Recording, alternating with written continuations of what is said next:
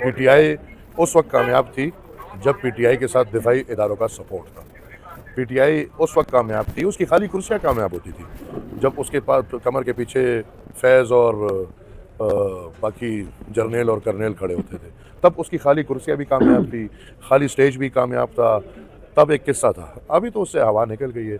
मैं समझता हूँ कि लास्ट कॉल और लास्ट कॉल और लास्ट कॉल, ये लास्ट कॉल मैं समझता हूँ, इस पे आता हूँ, लेकिन जो सबसे लास्ट कॉल होगा वो तरले होंगी, मिन्नतें होंगी और वो न्याजी पैर पड़ेगा। ये लास्ट कॉल उसको कहना। उससे पहले ये सब ड्रामे हैं। ये जो अभी सिविल नाफरमानी है, ये उसी तरह का एक झलक आपको दिखाएंगे जिस तरह का झलक इधर हमने देखा था वो भूख हड़ताल वाला। वो भूख हड़ताल में लोगों के वज़न गिरते हैं, वो अल्हम्दुलिल्लाह फ्रेश होते थे, मेकअप करके आके घंटा 2 घंटा भूख हड़ताल की बेइज्जती हो गई।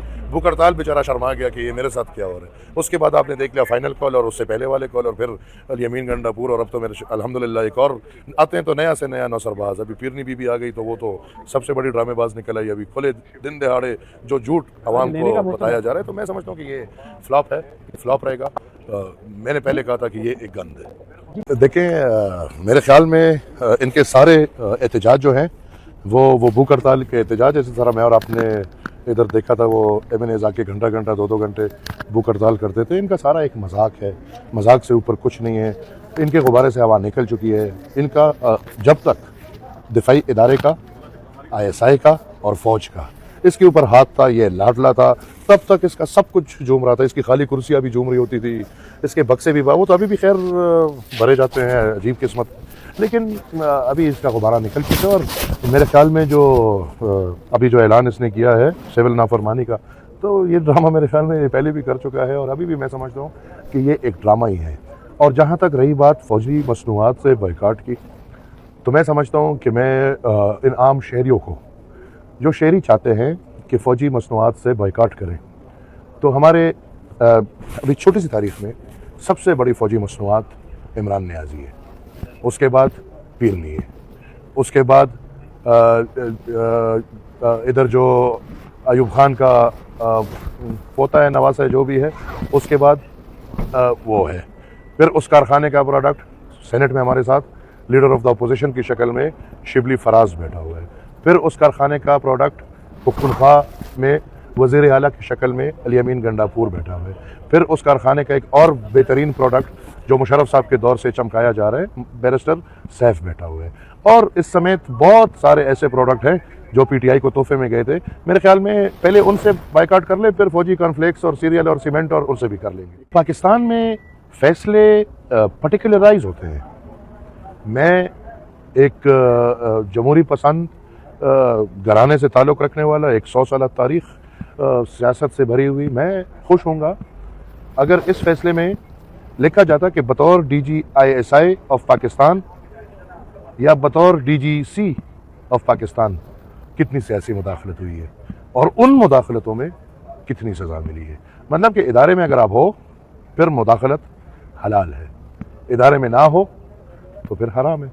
लिहाजा समझते हैं ये भी हराम है, लेकिन इससे ज़्यादा हराम वो है जब एक बंदे ने एक कुर्सी पे बैठ के, और उस कुर्सी को आपने इतनी ताकत दी हुई है कि वो पाकिस्तान के चिट्टे काले का फैसला कर सकता है, जब वो उस कुर्सी पे बैठ के फ़िरौन बन जाता है और फ़िरौनियत अपना लेता है, वो पाकिस्तान के फैसले करता है, पाकिस्तान की सियासत के फैसले करता है, वो एक कर्नेल से कौमी असम्बली चलाता है, सेनेट चलाता है, पूरा निज़ाम हड़प दड़प करता है, वो 40,000 दहशतगर्दों को ला के रीसेटल करता है, वो उस कुर्सी पर बैठा हुआ अफगानिस्तान को तबाह और बर्बाद करता है और डिस्टेबलाइज करता है।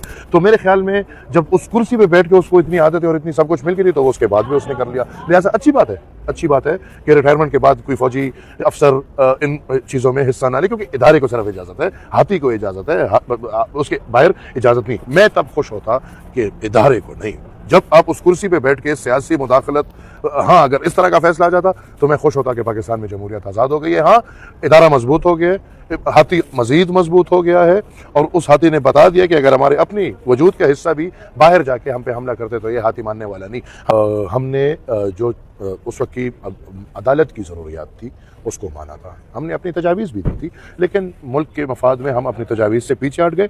मौलाना साहब जो लाए थे वो तो अपनी ब्लैकमेलिंग कर रहे थे वो हुकूमत के साथ, वो उन पॉइंट्स पे उन्होंने साथ दिया है, हमने नहीं दिया। लिहाजा अब हमारे साथ तो करते रहते हैं। नवाज शरीफ साहब ने खुलेआम धोखा किया था 90s में आके वली बाग में ऐलान करके कि मैं पुख्तनख्वा नाम दूंगा और वसाइल पे इख्तियार दूंगा, और फिर पीछे हट गए।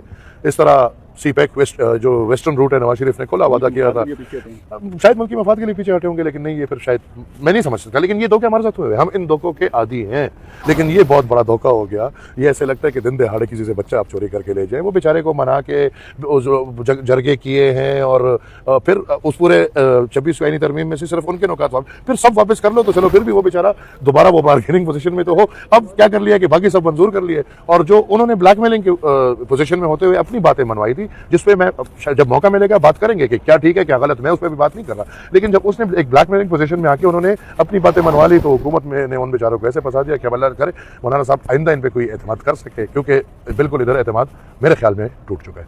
Thank you.